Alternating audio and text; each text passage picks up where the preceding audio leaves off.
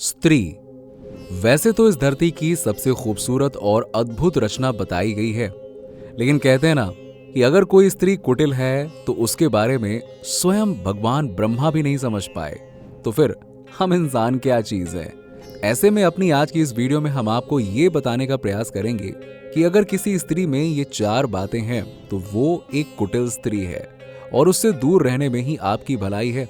साथ ही इस कथा में हम ये भी बताएंगे कि कैसे कुटिल स्त्री ने अपने फायदे के लिए दूसरों का इस्तेमाल किया। तो चलिए शुरू करते हैं वीडियो।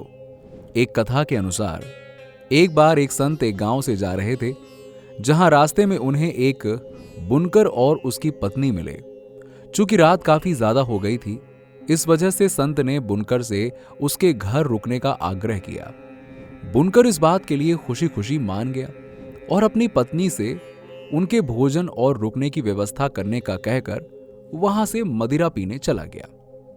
ऐसे में बुनकर की पत्नी को यह समझ में आ गया कि वो जितनी जल्दी अपना काम खत्म कर लेगी, वो अपने प्रेमी से मिलने जा सकेगी।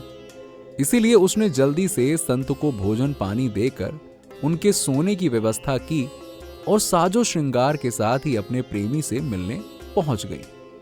क्योंकि उसका पति अब नशे में धुत होकर काफी देर से आएगा और उसे ये बात बहुत अच्छे से पता थी। लेकिन जैसे ही वो बाहर जा रही थी, उसे अपना पति आते हुए देखा।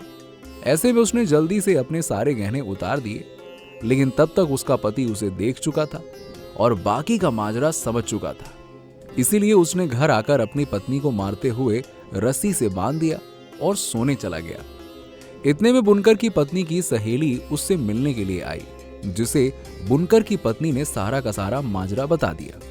उसकी सहेली ने बताया कि उसका प्रेमी उसका जंगल में इंतजार कर रहा है। ऐसे में अगर वो वहां पे नहीं गई तो वो नाराज हो जाएगा। उसकी सहेली ने उसे बंधन मुक्त करते हुए खुद को उसकी जगह पर खड़ा कर दिया, क्योंकि उन्हें लगा कि बुनकर उसे पहचान नहीं पाएगा।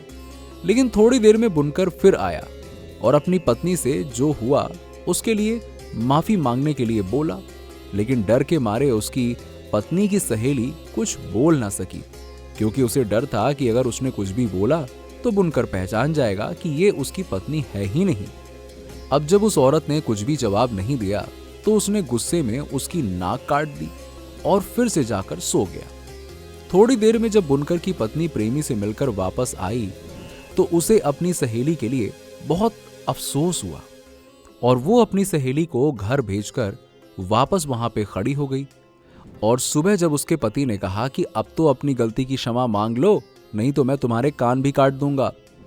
इस पर उसकी पत्नी ने कहा कि अगर मैं सच में चरित्रहीन हूं तो भगवान मुझे अभी जला दे, और अगर मैं सती स्त्री हूं तो मुझे मेरी नाक वापस कर दे। और ऐसा करके उसने थोड़ी देर बाद अपने पति को दिखाया कि उसकी नाक बिल्कुल सही सलामत है। अब उसके पति को अपने किए हुए पर बहुत अफसोस होने लगा और अपनी पत्नी से वो माफी मांगने लगा। उधर सहेली का पति राजा के दरबार में नाई था।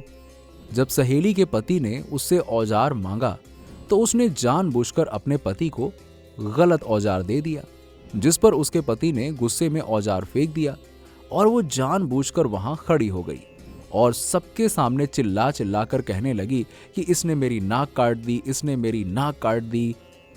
अब ये बात राजा के दरबार में पहुंची, जहां पर राजा ने नाई को मृत्युदंड दे दिया। लेकिन तभी बुनकर के वहां ठहरे संत ने राजा के दरबार में आकर सारी की सारी बात बता दी। इस प्रकार राजा ने नाई को छोड़कर बुनकर और उसकी पत्नी को नाक कान कटवाने की सजा दे दी। इस प्रकार ऐसी स्त्रियां जो अपने पति के सिवाय दूसरे मर्दों के बारे में सोचती हैं, उन्हें चरित्रहीन माना जाता है। उन्हें अपने पति के मृत्यु से कोई फर्क नहीं पड़ता। यहां तक कि ऐसी स्त्रियां अपने पति के ना होने पर भी संपूर्ण श्रृंगार करके दूसरे मर्दों को रिझाने की कोशिश करती हैं। ऐसी स्त्रियां जो हमेशा पराये मर्दों को रिझाने का प्रयास करती हैं और अपने पति के सिवा दूसरे मर्दों के बारे में सोचती हैं, उनके लक्षण कभी भी ठीक नहीं माने जाते। ऐसा कहा जाता है कि ऐसी स्त्रियां अपने पति के ना होने का हमेशा फायदा उठाती हैं और पूरे श्रृंगार के साथ पराये मर्द से मिलने जाती हैं और अपने पति के बारे में एक बार को भी ख्याल नहीं करती हैं। ऐसी स्त्रियां कभी भी घर की लक्ष्मी नहीं मानी जाती हैं। ऐसी स्त्रियों से आपको खास करके बच के रहने की जरूरत है। दोस्तों, आपको हमारी वीडियो कैसी लगी नीचे कमेंट सेक्शन में कमेंट करके बताइए। साथ ही अगर आपको वीडियो पसंद आई हो तो इसे लाइक करें और हमारे चैनल धर्म मिस्ट्री को सब्सक्राइब करें और साइड में बने बेल आइकन को भी प्रेस कर लीजिएगा।